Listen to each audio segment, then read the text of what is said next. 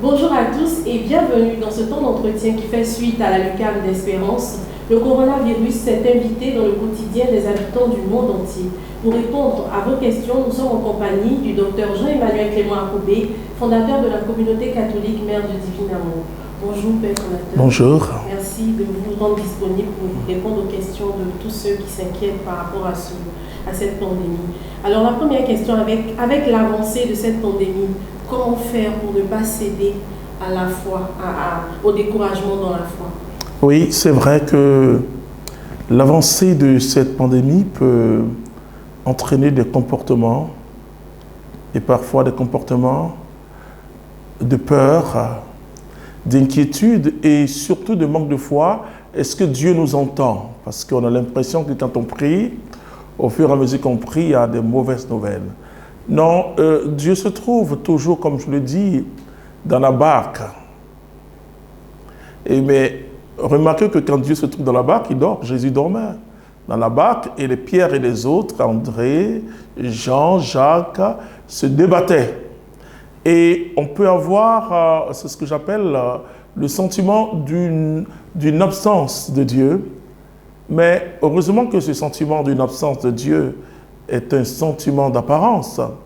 Non, Dieu est vraiment présent et qu'à côté de tout ce que nous voyons et tout ce que les médecins et tout ce que les spécialistes de la santé, tous les bilans que les politiques nous disent, il y a quand même des points positifs, beaucoup guéristes, et la science avance. Alors, ce que je peux dire à tous ceux qui commencent à se décourager, c'est que notre foi est une foi qui est passée par la croix et la tombe. Et donc, et la foi, comme le dit l'apôtre Pierre, l'épreuve purifie notre foi, hein, comme l'or est purifié par le feu. Et donc, l'épreuve, et d'ailleurs, comme je dis souvent chrétien, l'épreuve est la mesure réelle de notre foi.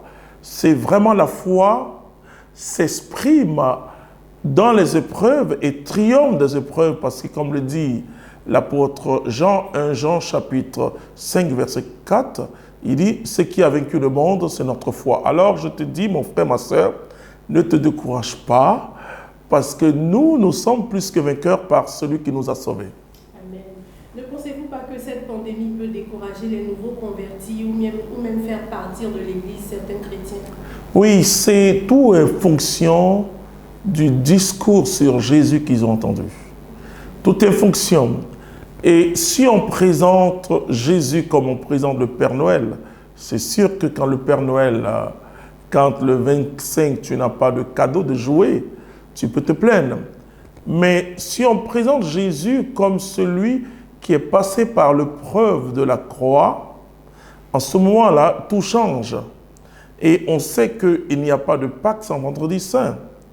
Et qu'il n'y a pas de victoire sans épreuve. Parce que quand on dit une victoire, ça veut dire qu'on a triomphé de l'épreuve. Et donc c'est l'enseignement aujourd'hui qu'il faut voir. Dieu, certes, bénit.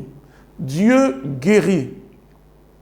Mais la guérison et la bénédiction, la guérison, qu'elle soit, c'est la guérison physique, et tout cela sont les conséquences du salut que Jésus nous apporte. Et que Jésus, c'est tout notre être qui est en transformation par le Saint-Esprit. Et que les chrétiens doivent découvrir la vraie vie chrétienne qui est d'abord le témoignage. Et le témoignage, c'est être martyr. Donc, témoin veut dire martyr. Martyr, donc c'est un témoin. Alors, les chrétiens sauront que cette foi, elle est lumineuse, même dans l'épreuve. Alors, la maladie est psychologique, elle peut être aussi spirituelle et même physique, voilà, comme on voit avec le coronavirus. Comment on peut expliquer cette façon psychologique d'être atteinte par la maladie? Oui, parce que quand on a peur, on crée un environnement autour de soi. Et comme le dit l'apôtre Jacques dans Jacques chapitre 1 verset 6, il dit que celui qui doute ne s'imagine pas recevoir quoi que ce soit de Dieu. Voilà. C'est-à-dire qu'une fois que tu doutes, une fois que tu as peur, tu ne proclames pas par ton comportement la Seigneurie de Jésus.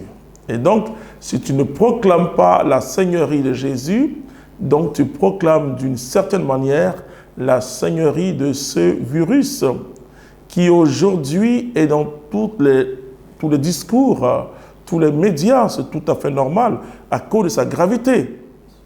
Mais en même temps, il faut montrer les signes positifs de guérison. Voilà, donc quand une personne crée, parce que c'est intérieurement, un environnement intérieur de peur, tu es déjà atteint d'une certaine manière psychologiquement par ce virus.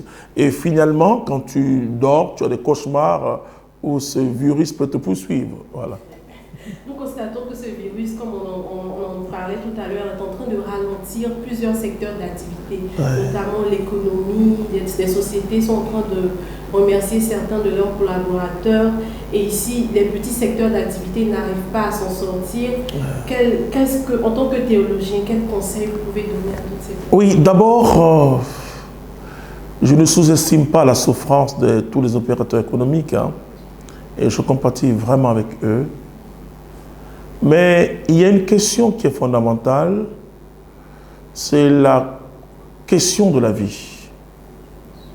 Et quand Jésus dit de ne pas s'inquiéter, Jésus dit entre la nourriture et le ventre, qu'est-ce qui est important? Vous voyez, donc, c'est d'abord l'existence. L'existence en tant que créature de Dieu, et créature faite à son image et à sa ressemblance. Ça, c'est la première des choses.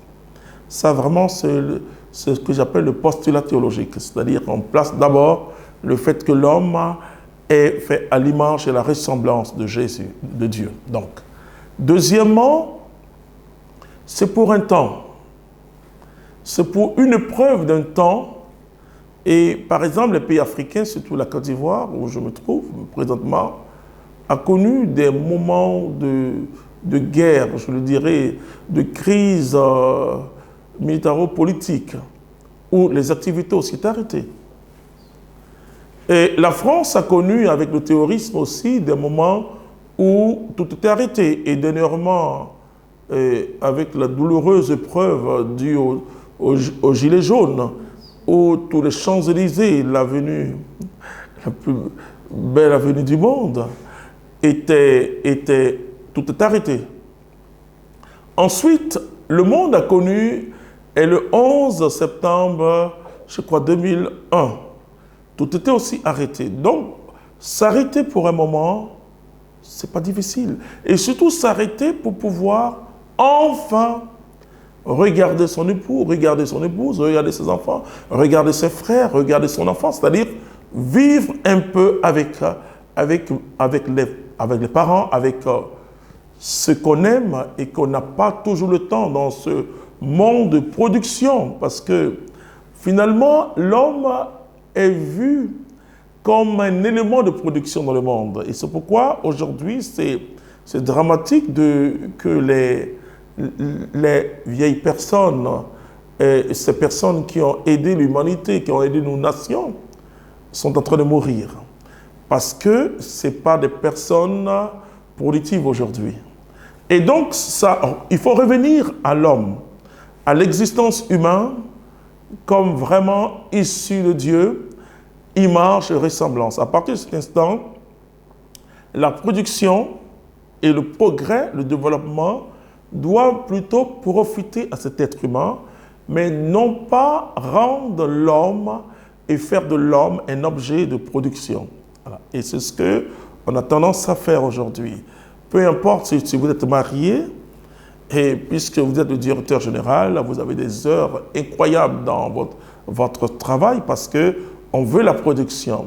Donc, j'espère que cette crise va faire réfléchir les grands de ce monde sur la valeur réelle de l'homme. Voilà. Et donc, j'espère.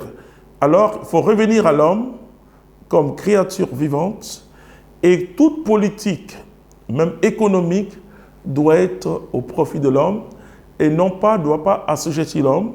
L'homme ne doit pas être esclave de l'argent. L'homme ne doit pas être esclave du travail.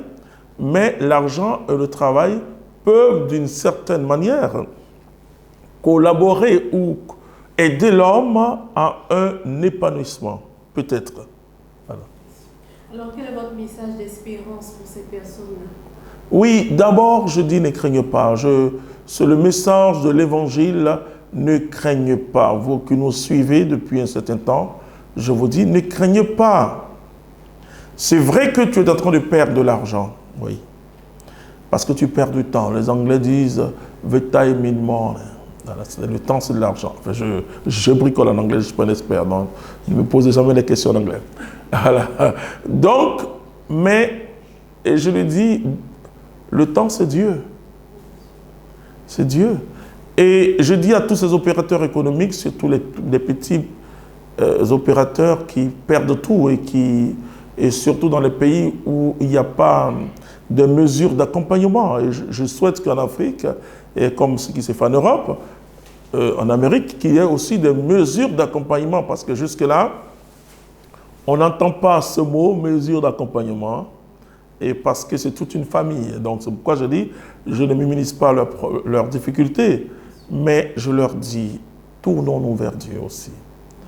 Et que ce temps qui paraît calme et long, voilà, parce que ce n'est pas un temps voulu. Vous savez que quand vous voulez vous reposer vous-même, vous venez 3 jours, vous dites, je me repose, il n'y a pas de problème, vous vivez ça normalement, mais quand on vous dit de vous reposer, c'est plus difficile. Alors je leur dis, Dieu pourvoira, et que ce qu'il faut souhaiter, et votre prière et ma prière, c'est que ce fléau, cette épidémie passe pour que la vie recommence, mais cette fois-ci avec une plus grande crainte de Dieu.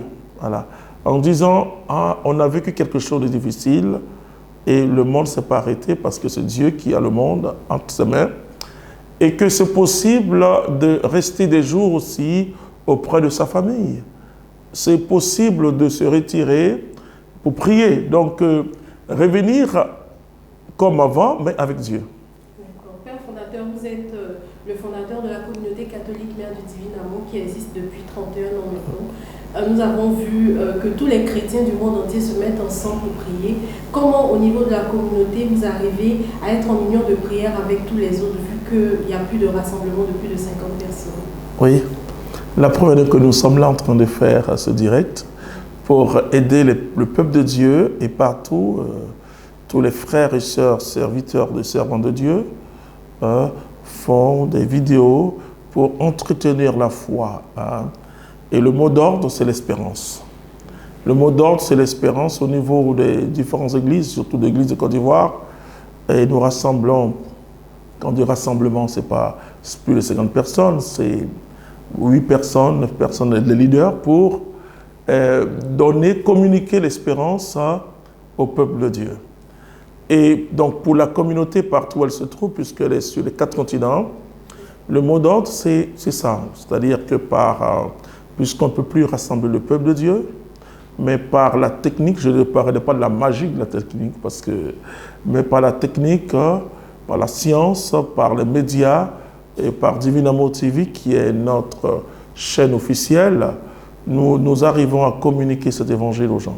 Merci Père fondateur d'avoir répondu à nos questions. Merci de nous avoir suivis. Restez sur Divin Amour TV, sur Évangélisation Vision 2000+. Nous viendrons à bout de ce coronavirus, non par nos propres forces, mais par la grâce et le sacrifice de Jésus à la croix pour nous sauver. Nous allons nous quitter sur une note d'espérance, parce que l'espérance, c'est ce qui nous tient avec l'aide de Dieu.